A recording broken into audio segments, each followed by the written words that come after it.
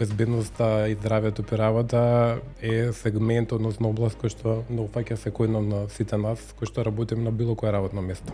Дали знаеме колку сме навистина заштитени на работното место? Кога одиме во маркет, кога одиме во диско, кога сме дома, дали воопшто некаде сме заштитени? Ова не е само тема за вчера и за денес. Ова е тема која не засега сите нас постојано. Пожар, земјотрес, поплава. Опасности што не најавуваат кога ќе дојдат. Користењето на ПП апарат е всушност многу едноставно. Но знаеме ли како да го користиме правилно? Како се ракува со ПП апаратот е многу едноставно. Овдека имаме еден осигурач. Во случај да имаме пожар, го вадиме осигурачот, го насочуваме цревото кон изворот на оган, но што е многу битно е да внимаваме да бидеме на минимум растојание од 1,5 до 2 метри и да бидеме во спротивност од како доаѓа чадот. Кога секунда значи се, само знаењето и подготовката прават разлика. Бидете информирани, бидете подготвени, бидете безбедни. Не се работи само за спасување себе. Се работи за заштита на сите околу нас. Спремни све? Може да почнеме? Може. Океј. Идеме. Дали знаеме колку сме безбедни во последно време? Не во последно, туку генерално, колку сме безбедни кога сме на работа, кога одиме во маркет, кога сме дома, дали сме безбедни воопшто и све така натаму. Ова е нешто што не засека сите и тоа не е тоа прашање за денеска, вчера или утре. Тоа е прашање што треба да не засека постојано. Затоа денеска за гостин го имам еден доста интересен лик, Горијан Зивчевски, магистар по безбедност при работа и представник на Сдружение на инженери за заштита Тутела. Горијан, добре дојде во уште еден подкаст. Добре ве најдов. Најпрво би сакал да се заблагодарам за поканата да дискутираме на ова актуелна тема. Безбедноста и здравјето при работа е сегмент, односно област кој што не упаќа секојдневно на сите нас кои што работиме на било кое работно место. Да. Без разлика дали сме дел од менеджмент, дали сме општ работник, градежен работник, доктор, секоја професија си има одредени ризици кои што може да настанат на самото работно место. Добро, одлично за почеток. Сега ќе ти поставам уште поинтересно прашање за почеток. Безбедни ли сме? Безбедноста пред се тргнува од нас самите. Ние може да ги направиме сите мерки, односно да го организираме работното место како борам од аспект на стручно лице за безбедност и здравје при работа, од аспект на професионалец кој што веќе 15 години се занимава со ова, ќе му кажам, креативна работа, бидејќи нашата работа е многу креативна, но пред се и многу одговорна. Затоа што нашата работа е постојана едукација на не само на вработените, на менеджментот и на сите оние чинители кои што сочинуваат областа безбедност и здравје при работа и во кои што спаѓаат и заштитата од пожари, заштита и спасување, вежбите за евакуација и така натаму.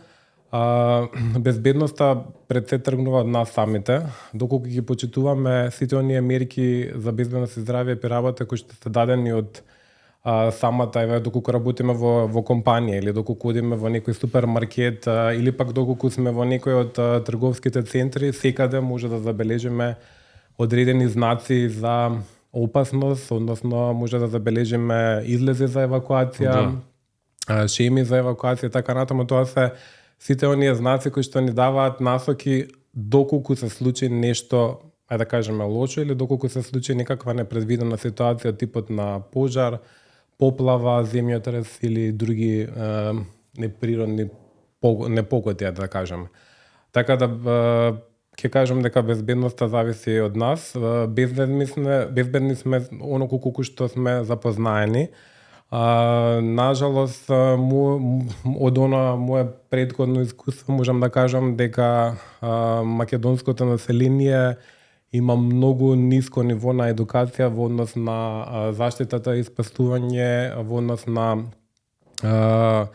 евакуацијата и начинот на како треба да се однесуваме во таква ситуација. Збориш генерално? Генерално, да, не изборам на работните места, бидејќи секоја компанија има законска обврска да обезбеди услови за безбедност и здраве при работа за своите вработени.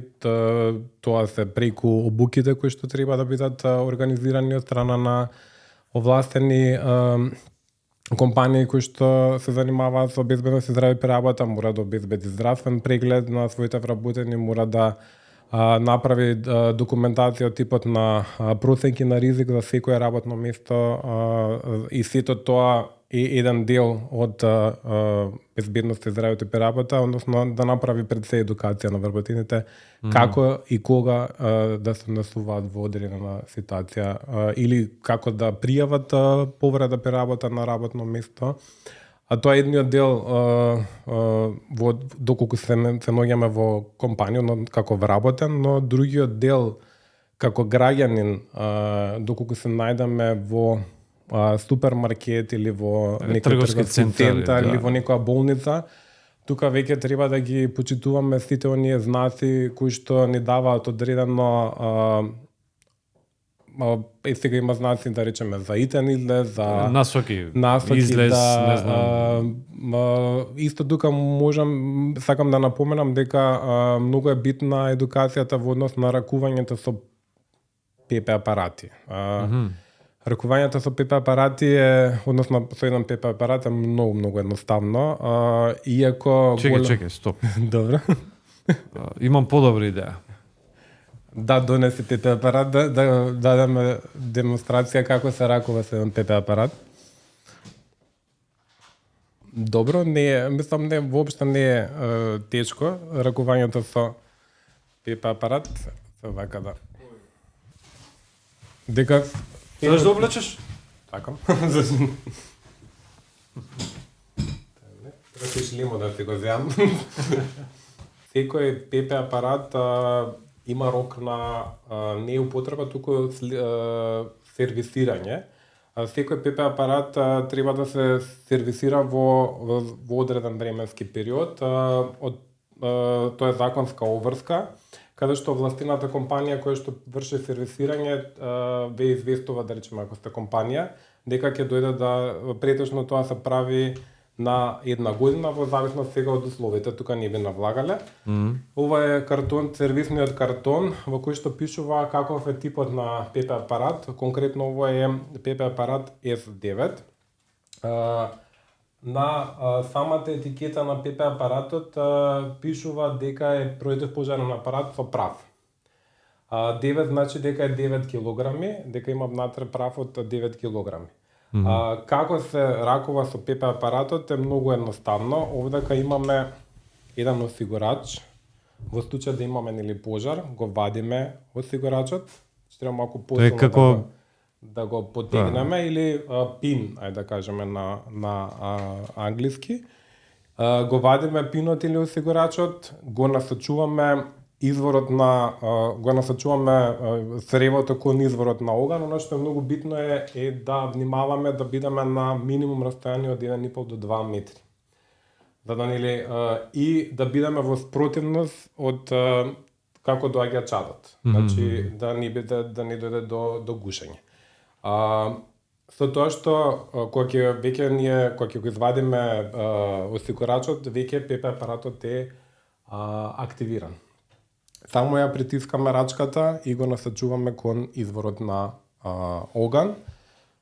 Така да тоа е многу едноставно. Многу едноставно, да, дојде каже. Секој се во принцип и секој од нас може многу лесно да ракува со ПП апарат. Доколку прва не профункционира, само малку треба да го протресеме за правот натре да се измеша и ќе иначе испушта бел прав сега, ако му пуштиме белата простолија ќе биде нели во белој. Ова е за пожари кои што од мали размери. Доколку има пожар од поголем размери, се јавуваме на противпожарната бригада, односно сега имаме единствен телефонски број, тоа е телефонскиот број 112. Значи сме во согласност со барањата на Центар за управување со кризи. Кај Стојанчите се јави. Кај Стојанчите се јавиме. Во диспечерскиот центар и таму се прифаќаат повиците и се реагира во таква ситуација, значи кажуваме каде е пожарот, Доколку сме во одреден објект во некоја компанија, кажуваме во кој сектор е точно пожарот, за веќе противпожарната бригада да знае точно како да постапи.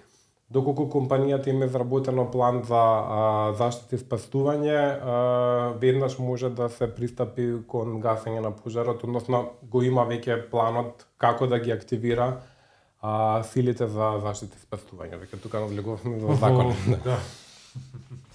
Добро. Така да тоа е едноставно. Само можеш да седнеш, можеш и лечето. Служба на тука. Да, мораше да го направиме.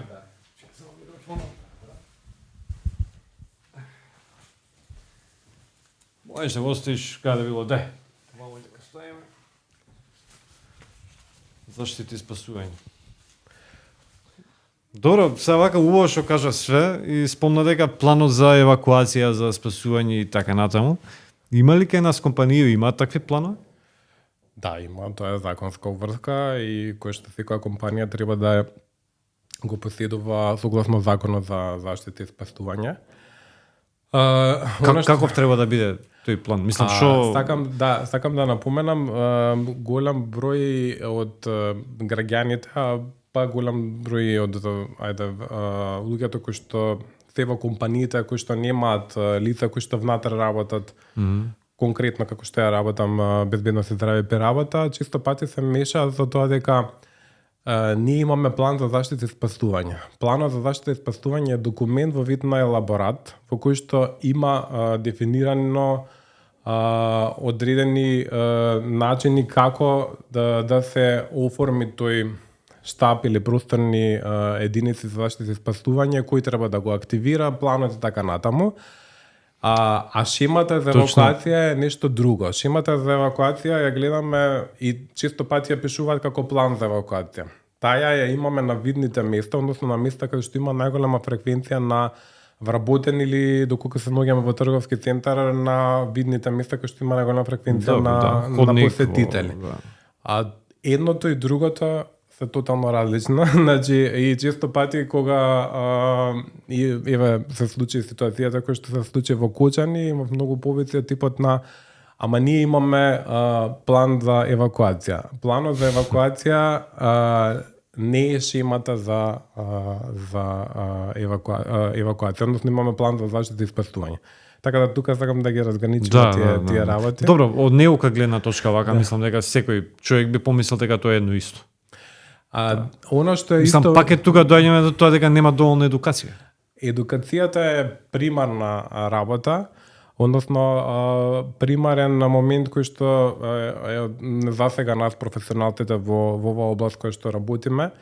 Оно што нашето здружение Тутела го работи е проектот Базар од Малинозе.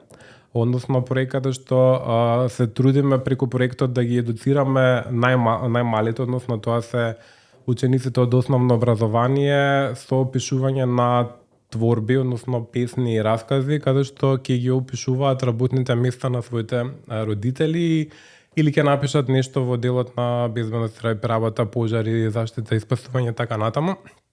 Тоа е проект кој што го работиме веќе 5-та година и секоја година имаме прогласување за најдобри творби. Фатени се повеќе училишта од целата земја, така да е една едукација која што е преку потребна. Јас тука сакам да го споделам она што видеото кој што веројатно голем број од гледачите го видува, тоа се јапонските ученици, односно децата од градинка во Јапонија. Едно интересно видео кое што ни даде многу насоки до каде е системот во Јапонија, иначе јас како машински инженер, земја која што мене постојано ме инспирира технолошки, колку е развиена и колку е напред во однос на не само во област, во сите области. Така да тоа видео веќе го видов и кај во македонските училишта, што навистина ме радува, но од друга страна не ме радува фактот дека се случи оно што се случи и дека лекцијата ја научивме на многу потешкиот начин.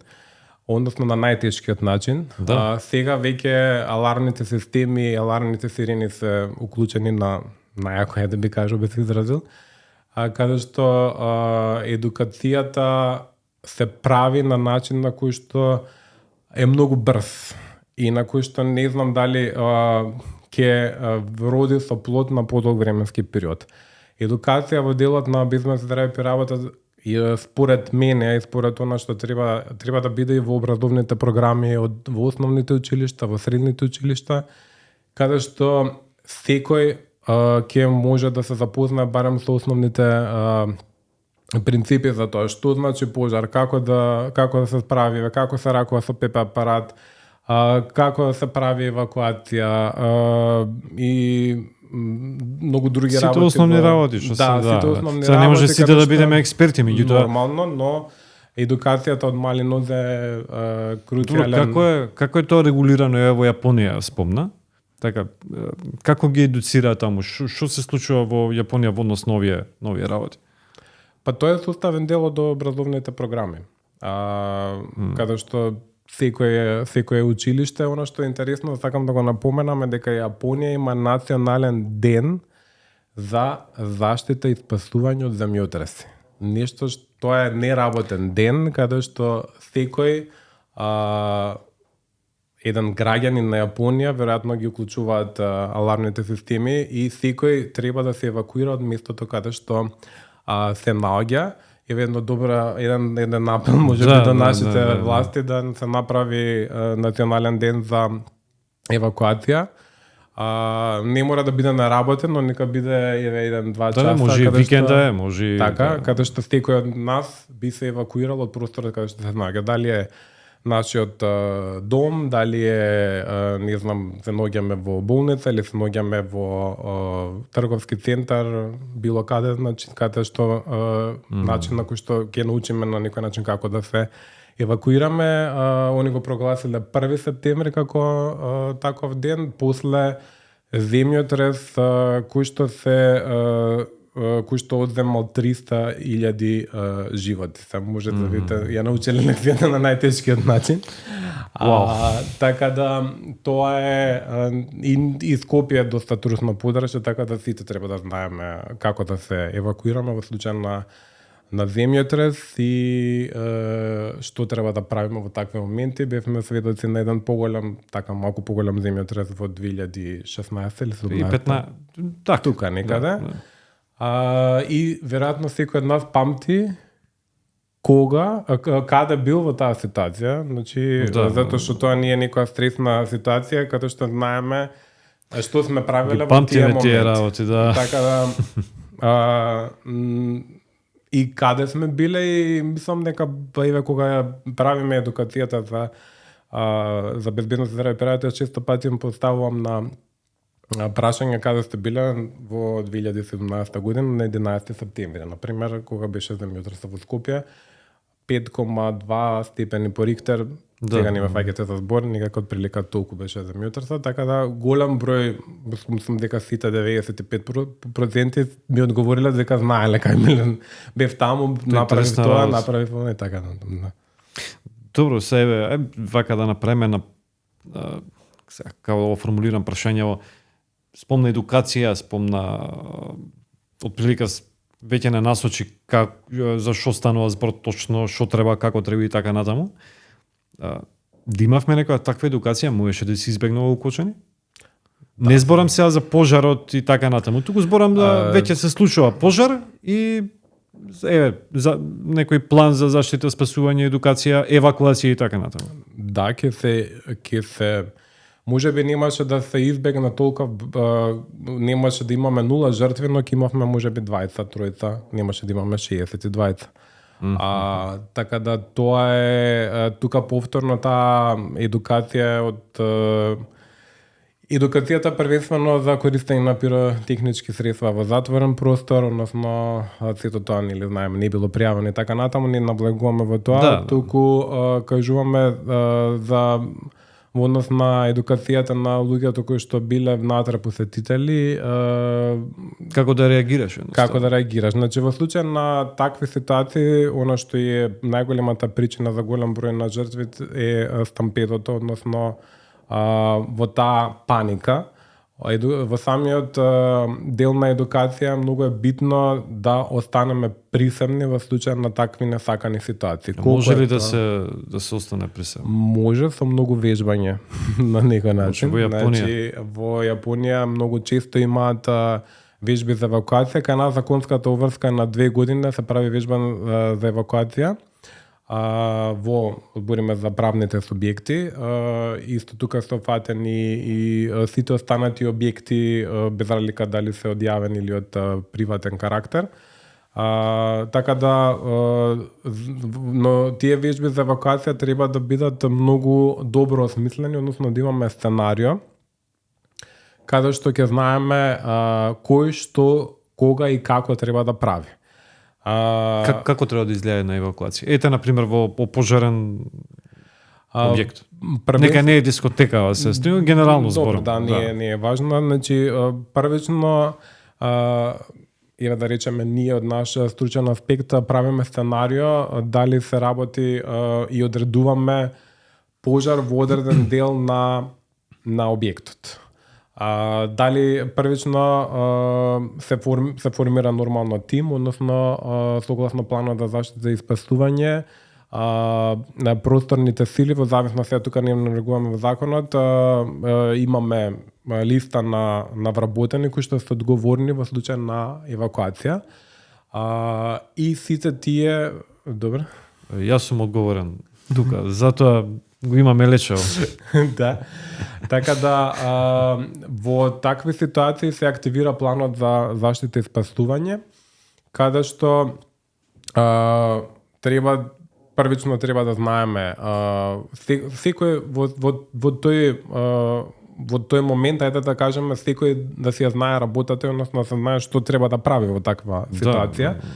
Кој да повика итната медицинска помош, кој да повика противпожарната, мислам тоа е веќе на исти телефонски број, но кој ќе биде задолжен за тоа, кој ќе биде задолжен за евакуацијата, кој ќе ги насочува вработените за да не се случи нели стампедо, да не се кој ќе ги евакуира вработените. Исто така многу битно да се дефинираат места, собирни места за евакуација.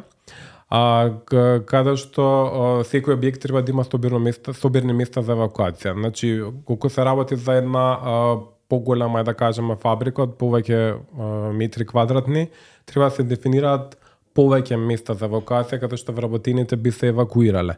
Во таа едукација за вежба, кога трае таа вежба за евакуација, е и тој составен дел да во таква ситуација знаеме на кое собирно место ние треба да излеземе. Исто така во тие треба да препознаеме сирената, од каде доаѓа таа сирена, каков е сигналот на таа сирена и така натаму. Тоа се основните ние начала за во случај на тие вежби за евакуација, односно како изгледа една вежба за евакуација. Исто така често пати се ангажира и се повикува и дирекцијата за заштита и спасување со нивните експерти кои што се присутни на самата вежба за евакуација, затоа што истата треба да биде и пријавена во дирекцијата за заштита и спасување. Каде што они се присутни, може да се повика и полицијата и армијата, зависно тоа какво сценарио ќе направиме, значи тука останува на оној кој што ја прави таа вежба за евакуација. Значи, кратки црти се случува, не знам, не да боже земјотрес или пожар, треба посмирено да речем, мада не знам колку би можело смирено да реагираме, меѓутоа окей. Посмирено е без трчање, туку со побрз чекор веројатно. Да се напуштат просториите. Да, треба да бидеме да внимаваш пред тебе тој да не го сопнеш или така натаму. Да, и да ги следиме стрикно излезите за евакуација. Во случај да имаме прекин на електрична енергија. Ако има излези за евакуација. Тоа е веќе друга приказна, значи секој објект треба да има 2, како беше? Повеќе излезе, зависно од тоа Да, каков е објектот, да. колку вработен или колку посетители има во самиот објект. Излезите за евакуација ги следиме за да може најлесно и на најбрз начин, затоа и се прават вежбите. Доколку јас се наоѓам во еден канцелариски простор или во оддел, не знам, производство, како од машината на која што работам, кој ми е најбрзиот пат за да можам да дојдам до собраното место. Сега тука се мери времето на евакуација, за колку време јас од оваа просторија ќе искочам надвор од објектот и ќе бидам на безбедно место, односно на собраното место, од каде што во случај на несакана ситуација би се правела таа евакуација или би дошла итната медицинска помош, би се дала прва помош на повредени и така натаму. Значи, за да не се загрозува безбедноста да влегува некој внатре во објектот, ако има пожар или друган, или пак урнатени од земјата. Види, вака, кога кажаш, ако е све според протокол, да, би требало да биде многу поедноставно, многу полесно, да се чуваат и човечки животи, нели, се така суред. Ама не знам колку тие работи се почитуваат кај нас. Може би сега, после кочани, веќе сите се свестуваат, да, и почнуваат, нели, кои ПП апарати, кои отвара врати нови и така натаму. Меѓутоа, по дискотека, например, во Скопје, не верувам дека има повеќе од една-две дискотеки со 2 излеза. Да, моловите добро, секако имаат повеќе излези, така натаму, тоа веќе не е. Да. Горе доле сигурни, поголемите молови во Скопје конкретно прават често пати вежби за евакуација, ги запазуваат законските регулативи. Но оние помали објекти или објекти каде што имаме што се собира гужва народ повеќе, да. Широка или ајде да кажеме публика или популација, не е битно. Тука треба и тоа како да се внимава да објектот биде. Јас мислам дека после оваа случка голем број од луѓето кои ќе влезат во објектот, мислам дека се случува ги гледаат излезите за евакуација или пак одлучуваат да не влезат во небезбеден објект. Што но не можеш да знаеш. Па не можеме да знаеме. Сега стравот е, јас викам, лузјето го чува. Значи, секогаш ќе постои стравот и секогаш ќе постои мислата на тоа што се случило таму и дека може и мене да ми се случи истото. Но она што е еден апел дека секогаш треба барем едно бегло погледнување на излезите за евакуација каде што се наоѓаме во објектот, за да знаеме во тие неколку секунди како да изреагираме. Го правиш ти тоа? Професионална мана, веројатно. Да, јас професионално ми е да погледам ПП апарати, да гледам излези за евакуација, да гледам жеми за евакуација, да гледам дали ергономско столче се седи, како се седи, така например ти неправилно седиш. Така да. И често пати и моите вработени колегите во Репле ги знам да им кажам неправилно седите, треба да се исправите или треба да направите вежби, например, за да станете од работното место и да направите да се раздвижите. Добро, масе за закони, бе. Добри ли закони имаме во однос на оваа тема? Да. Одлично се закони. Сварно? Законите се не мислам, очекував дека ќе ми кажеш не. Сега не сум спремен.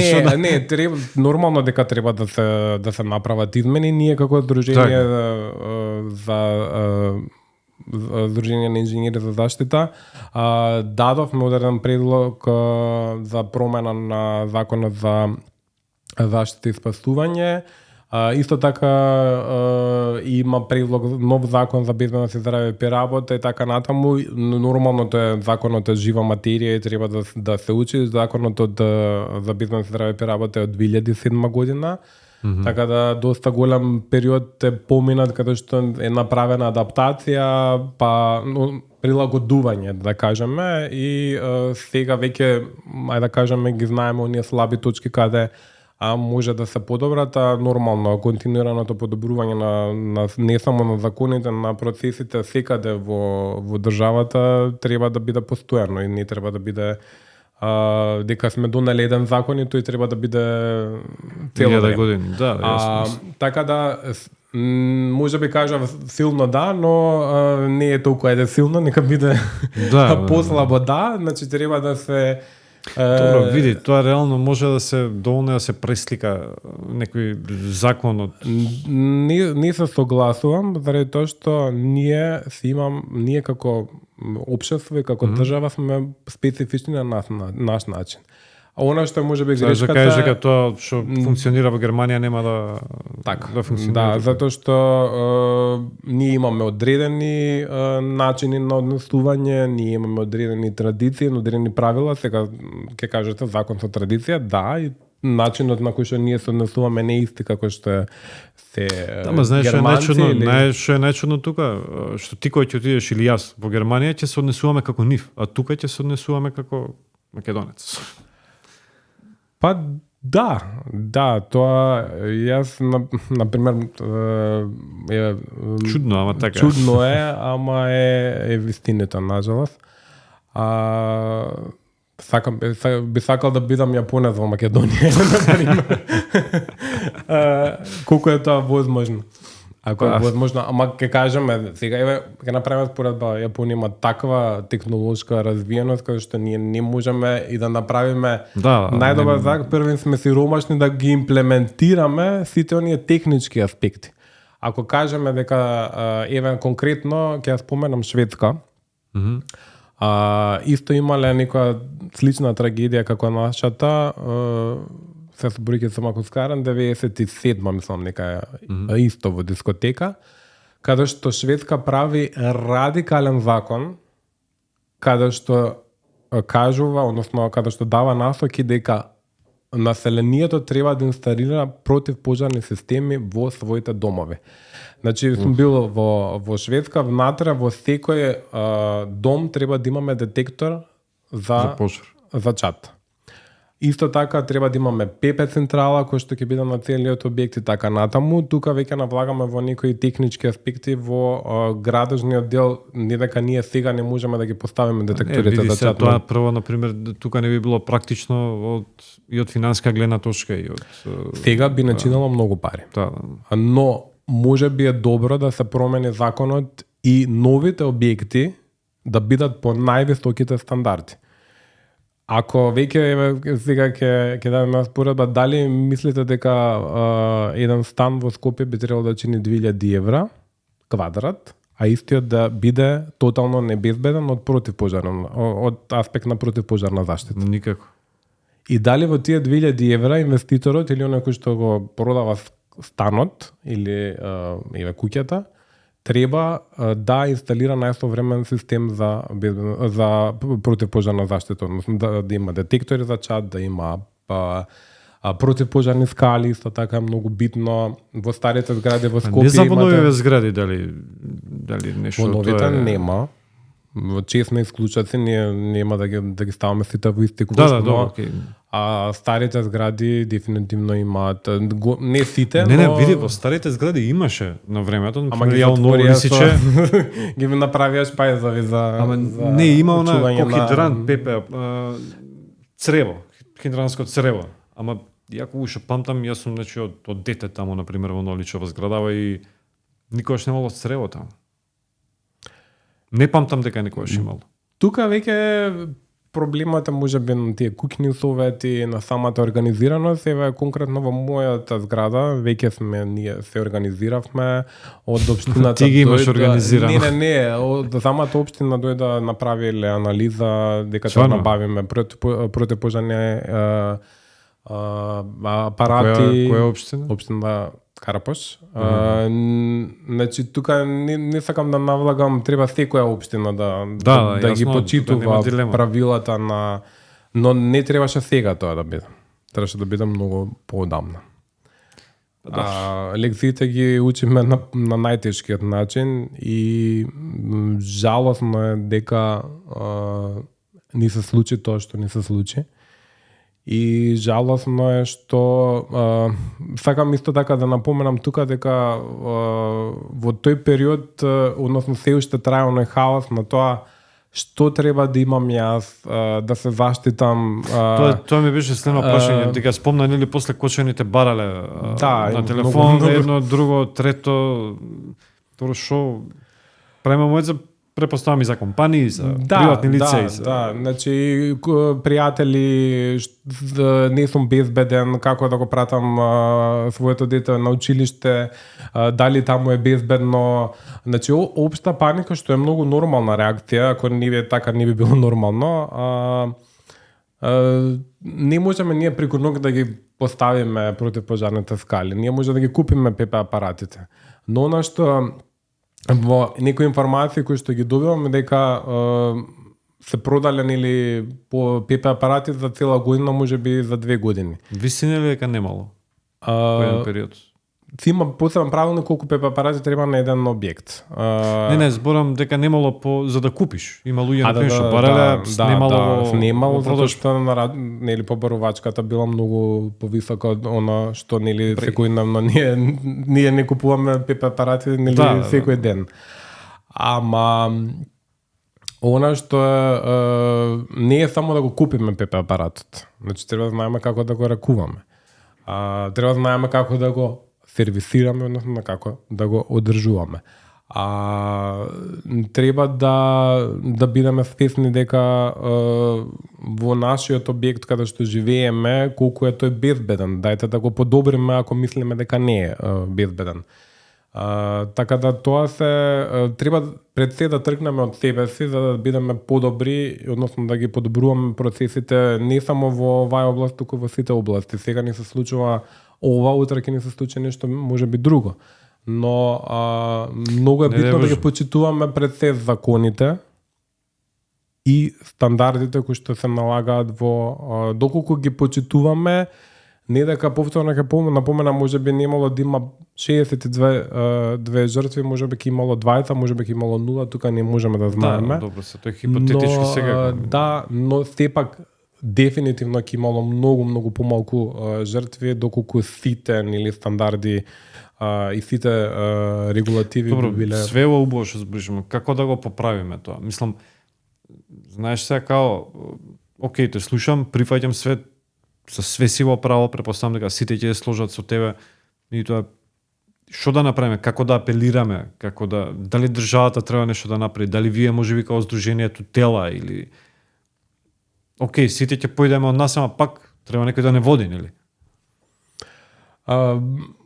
Тука сите треба по нешто да направиме. Сите по нешто, да.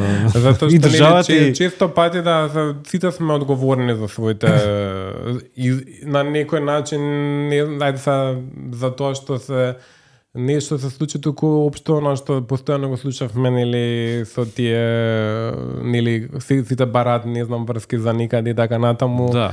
Истото и овдека пропустите се заради тоа што се направени објектот немал дозволи и така натаму и тие нели врски релации после си ја земаат тената. Така да пред се треба да сме многу свесни. Значи свесноста да не биде на многу високо ниво.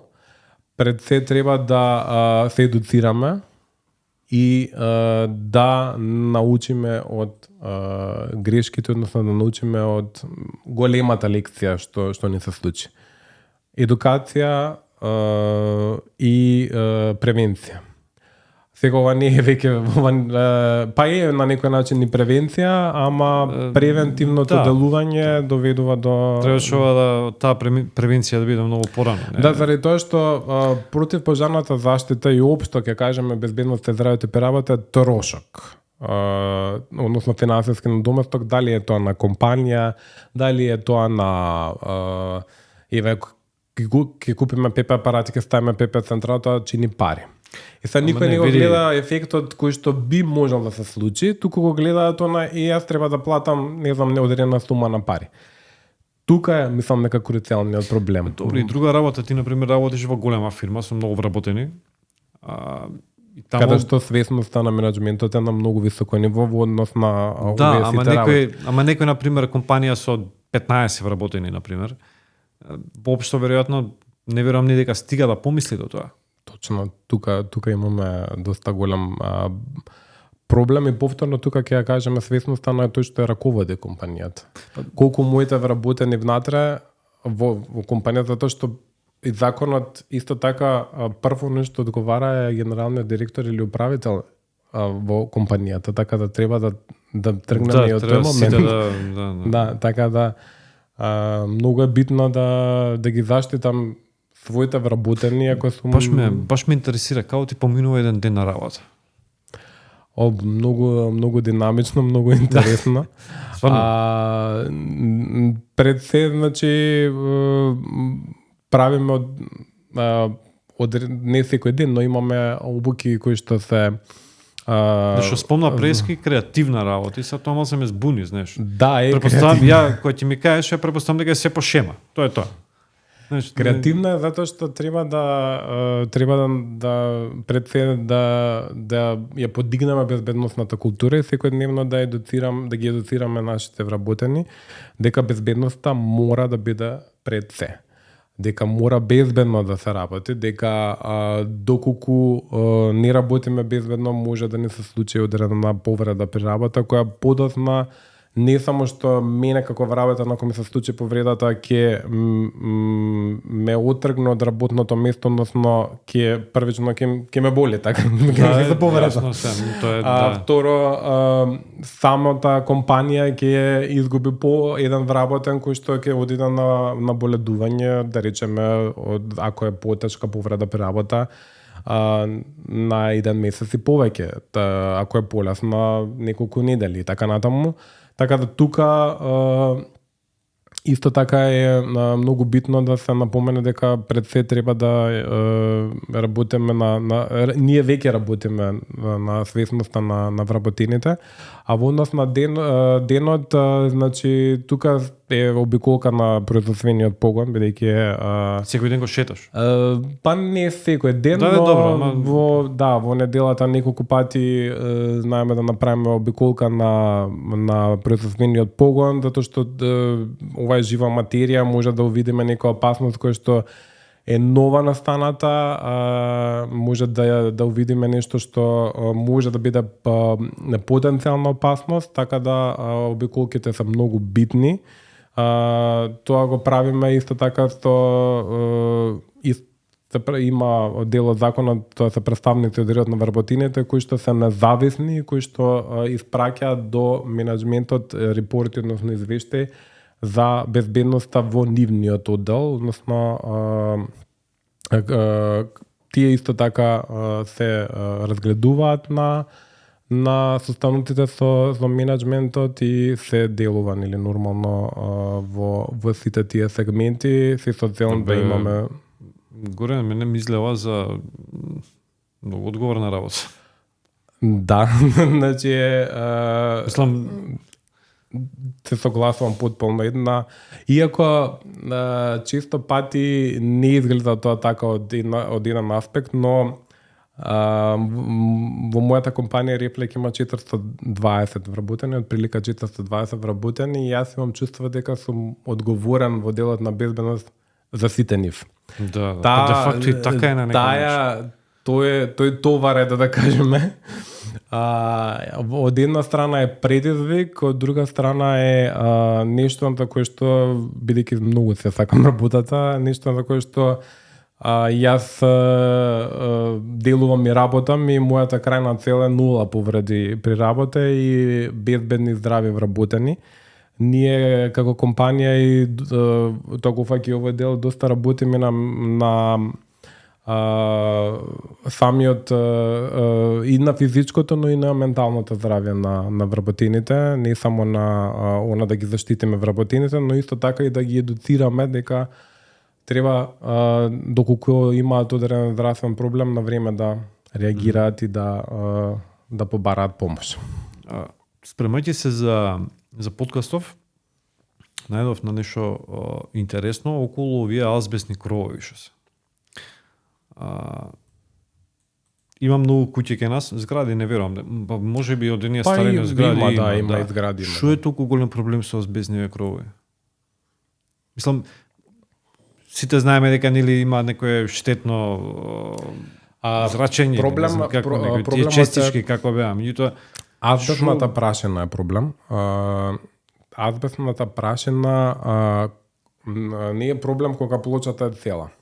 Но кога ќе се скрши плочата и кога ќе дојде до пожар како што дојде во дискотеката во Кучани, таа азбестна прашина се лепи на белите дробови. Нажалост, сега не навлагам точно како е, но се развива сериозна болест која што нема да се појави веднаш, туку ќе се појави можеби после одреден временски период. И затоа е многу битно да се следи состојбата доколку некој бил во контакт со азбестната прашина. Тоа се многу ситни честички кои што се лепат на белите дробови и прават после сериозни болести. Јавите азбестни кровови за лим, за што и да било керамика. Многу е, сакам да го напоменам. Чекај, имаше некој закон за ова? Да, За азбестни кровови. Знам дека менува негде. Има, не ме фаќате за збору, која година е донесен и правилник каде што треба, може не е ни правилник, не е каде што треба сите азбестни плочи да се отстранат, но тоа не е направено во целост. Да. Заради тоа што азбестните има посебен начин како се демонтира азбестен покрив. Многу е битно да се изолира целиот самиот кров. Значи тоа е доста скапа работа, заради тоа што тој што ќе го ја демонтира треба да биде во целосна лична заштитна опрема, односно во целосна заштита за да не е вдиши нешто такво. Така да тоа е доста да кажам процес кој што не е едноставен. Значи не можеме ние сега јас имам некоја на мојата куќа или на некоја викендица имам азбестен кров и сам да го немојте да го правите тоа дефинитивно. Значи мислам дека општините еден период има некоја таква имаше промена, нели дава помош за згради постари за куќи.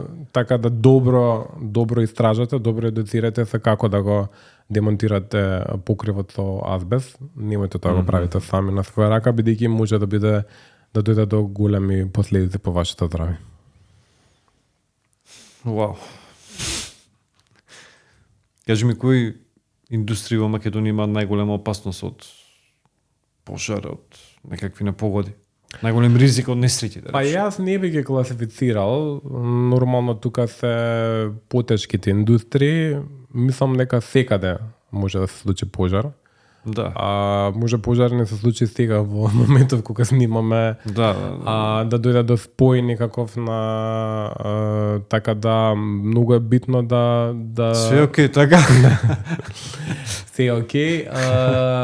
Така да сите индустрии имаат потенцијален ризик, са некој помалку, некој повеќе, така да кажи ми за тутела нешто повеќе.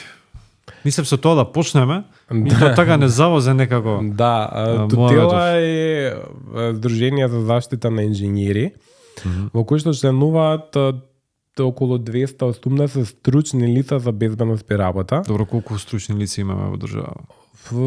Точната бројка не ја знам, ама ние сме најголемото здружение во Македонија. Има уште неколку здруженија кои што некогаш заедно делуваме. Организираме конференции, организираме работилници, организираме гледам баш настани. На страна вас гледам дека имате некои од прилика 4 пати во текот на годината организираме бесплатни обуки за стручните лица, за нашите членови, односно за стручните лица за безбедност при работа, каде што обработуваме различни теми од нашата област. Еве сме имале тема на обработка, работа на висина, сме имале исто така и евакуација, сме имале и делот од пожари. Тоа исто така убави настани каде што ние како професионалци во областа се мрежуваме и правиме sharing knowledge, односно споделуваме знаење, бидејќи секој работи во различна индустрија, секој има одредени предизвици кои што се исто така имаме и заедничка група каде што доколку некој има одреден проблем пушта во групата, па секој од нас доколку е стручен му дава одредена насока каде и како да постапи. Добро, как мислам држите некои обуки нешто така или Да, тоа обуки организираме. Мислам не зборам сега за обука на спомна нели за луѓе што го работат тоа, него на пример ја како фирма имам и Не, ние како дружина така? не држиме такви. Ама можам некоја насока да добиеме. Вака, значи во законот е стрикно дефиниран дека обука за безбедност при работа може да држи, односно овластена компанија која што има добиено лиценца од страна на сега поново Министерството за економија и труд.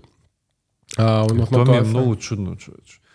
Нели се е баш повторно ќе го спомнам Кошане, нели министри за економија едно друго. Мислам, што има врска Министерство за економија со заштита и спасување? Дирекцијата за заштита и спасување е посебна дирекција, а нашата област е регулирана односно под Државниот инспекторат за труд, ама не ме фаќа за збор сега имаат некои промени таму, не знам точно да не погрешам,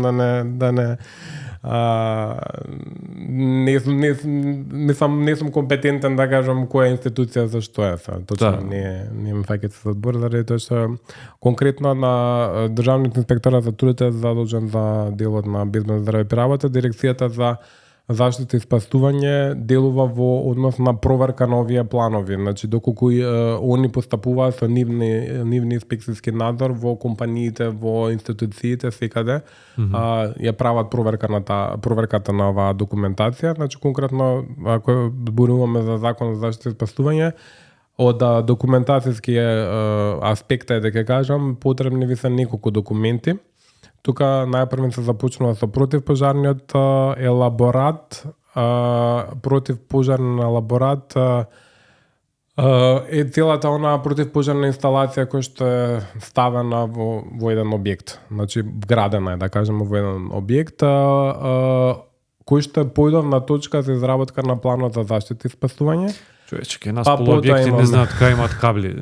Па потоа имаме проценка на загрозеност од пожари, така натаму доста документи кои што тука и ме дискутирали со здруженијето и со колегите дека колку е таа обемна документација ефикасна и колку таа документација која што е законска обврска на правилен начин им се пренесува на вработените. Значи ние може тоа сакав да го напоменам дека во тој хаос, да кажеме, многу голем број од луѓето беа ајде да ги направиме елаборатите, мене ми треба ајде да направиме елаборат.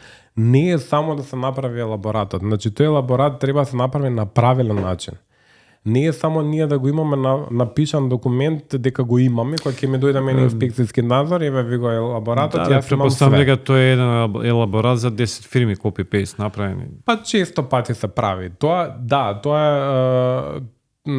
јас ги викам брзи пари. Значи, компаниите и оние лица кои што ги изработуваат тие не треба така да се наслуваат, затоа што во вакви ситуации каде што ние имаме енормно побарување, сега ќе земеме можеби некоја сума на пари, но после одреден временски период кога тоа што сме го изработиле, исто така е многу битна е спомна одговорност. Секој оној кој што изработува таква документација треба да биде свесен дека доколку погреши тука и тоа како ќе му се одрази после одреден временски период. Ако не дај Боже се случи некаква ситуација, затоа што одговорноста наша како професионалци во оваа област е многу поголема ако имаме некаков проблем.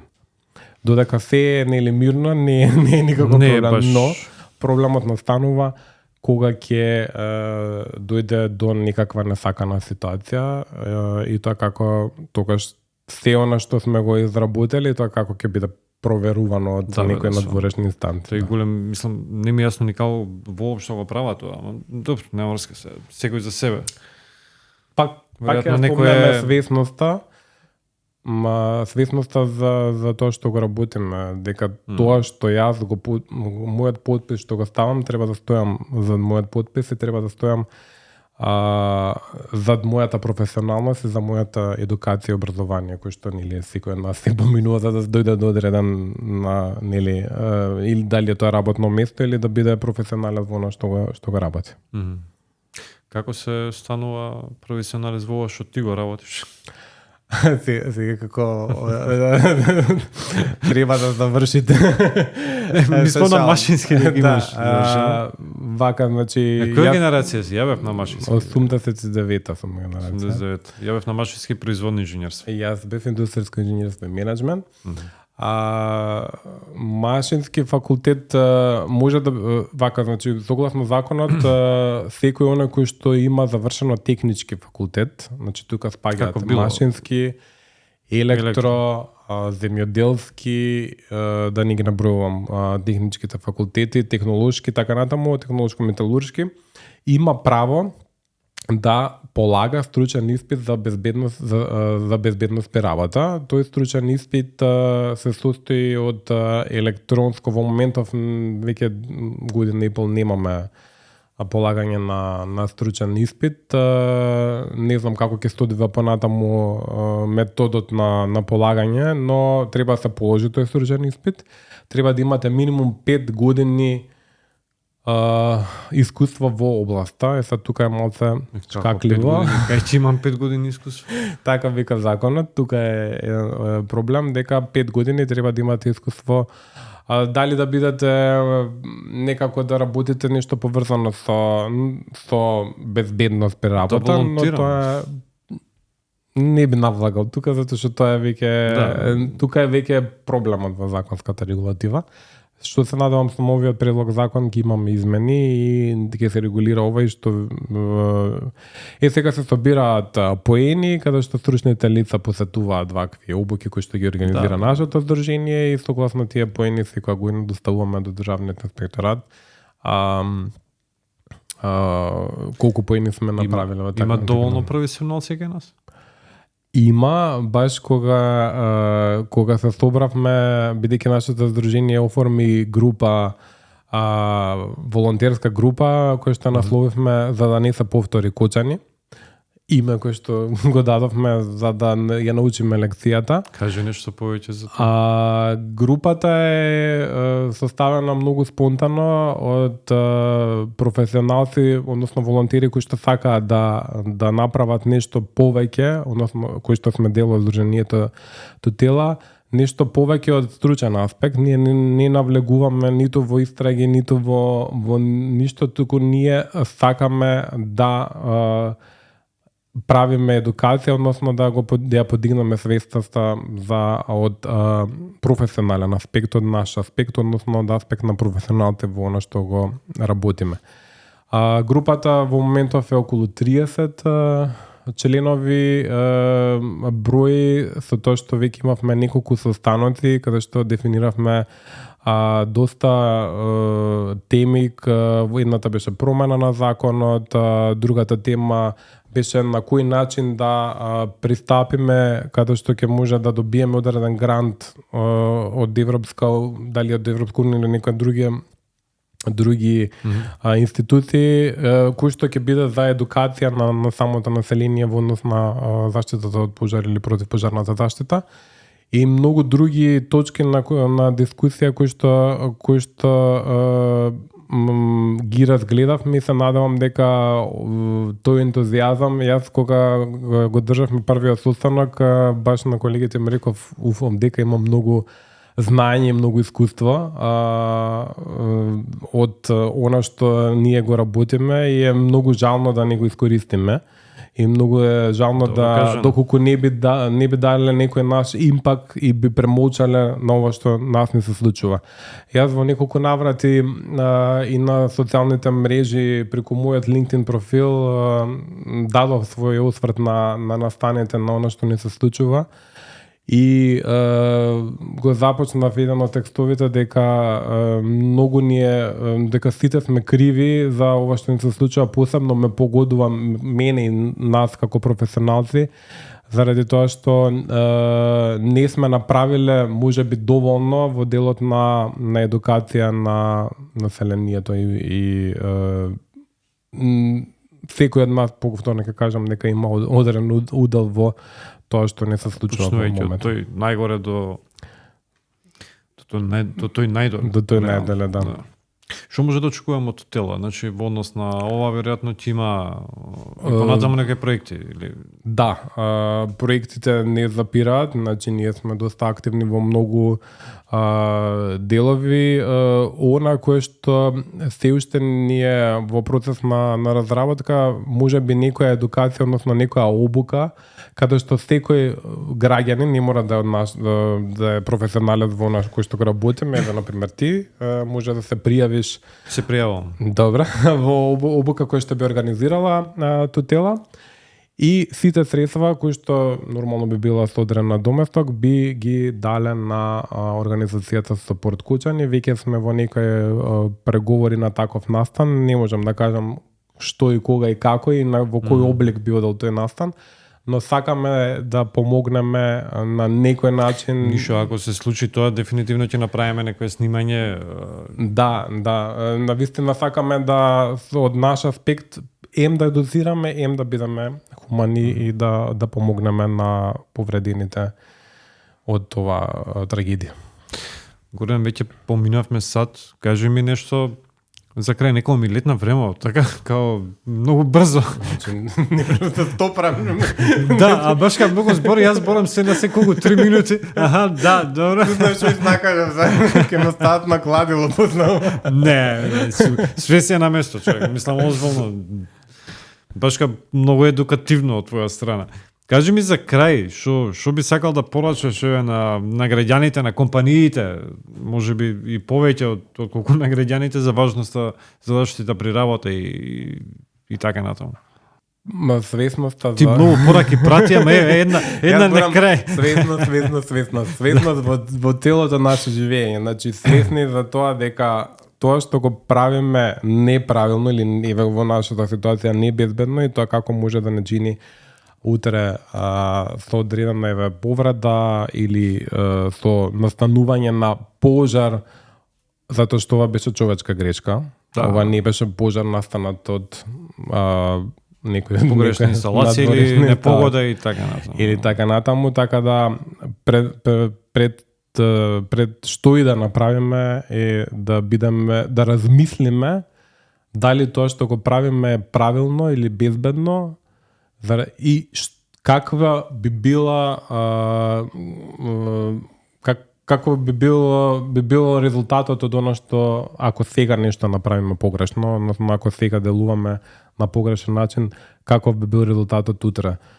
Нажалост во оваа област која што работиме, не работиме, нели, имаме и убав аспект, но повредите не се секој, никош не се убав моменти кога нас ке ни се јави некој се случила повреда, ние како професионалци секогаш треба да направиме првенствено добра анализа за тоа зошто настанала одредена повреда, превентивно да делуваме за да не ни се случи повреда или пожар или било каква несакана ситуација.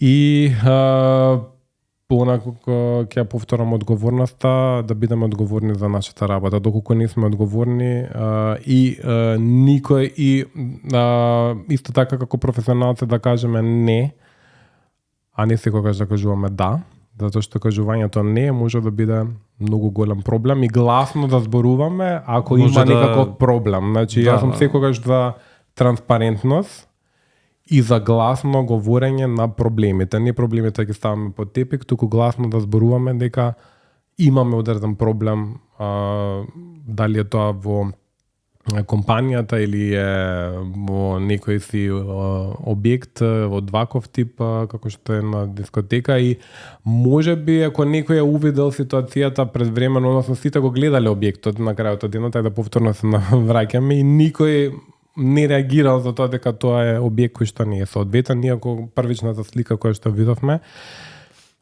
сите не беше, нели, моментот ова, ајде ќе се изразам, шупа, во која што нели се случи таа трагедија, така да кога ќе првично да видиме ако нешто не мора да бидеме стручни, така може да не се чувствуваме сигурни, подобро да така, значи не мора да бидеме стручни, туку ако гласно го говориме и гласно ги кажуваме сите оние недостатоци, без разлика дали се работи за оваа област или било каде во општеството, и да бидеме коректори на она што ни се случува, мислам дека има надеж.